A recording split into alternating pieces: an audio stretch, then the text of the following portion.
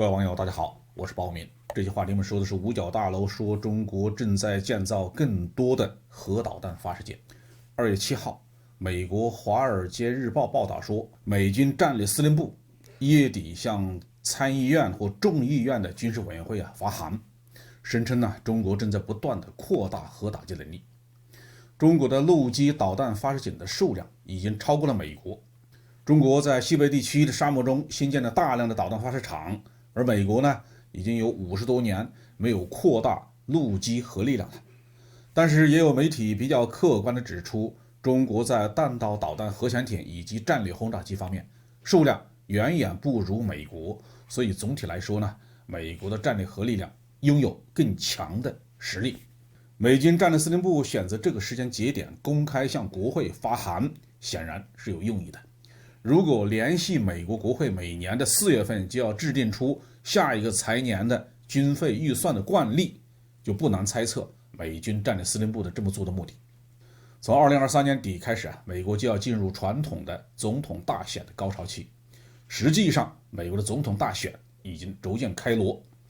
现今的美国反中是政治正确，共和党和民主党都打算拿中国做话题，争相向民众表示自己才是那个对中国更强硬的政党。核力量自然是一个重要的话题，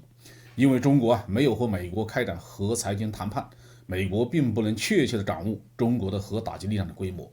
所谓中国西北核导弹发射井的问题，从来都是美国在单方面的炒作，中国从来没有证实或者是否认。中国的陆基战略核力量主要采用机动发射车的方案，这是因为中国奉行的是不首先使用核武器的政策，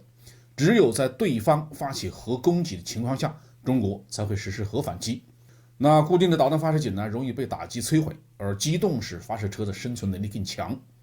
如果中国开始大规模的修建导弹发射井，数量甚至超过了美国的400个值班发射井，是不是就意味着中国的核政策改变了呢？这就是藏在美军战略司令部警告信背后的逻辑。如果中国改变不首先使用核武器的政策，考虑到某种程度上的先发制人的打击，美国首先要做的就是要尽快的实现下一代哨兵战略核导弹的科研生产和大规模的部署。但是如今共和党和民主党为了党派利益，在政坛上吵得不可开交。共和党控制的众议院已经提出要重新审查对乌克兰的军事援助计划，如果民主党不肯答应某些条件，共和党就要想方设法的阻止援乌议案的通过。核武器的拨款同样也会成为两党扯皮的筹码。最近几年因为两党争斗严重，已经有好几年没有能够按时通过经费拨款方案了。今年美军战略司令部提前着手，就是为了在国会中制造影响。不管两党怎么争吵，先把核武器所需要的那部分经费保下来再说。中国增强战略核力量，是不是意味着要改变核政策？这完全是美国在制造话题。我们记得在乌克兰冲突爆发前的2022年初，中国积极联合其他4个核大国通过了一份不使用核武器的声明。这意味着中方的核政策没有任何实质性的改变。美军战略司令部的做法显然是出于本位主义，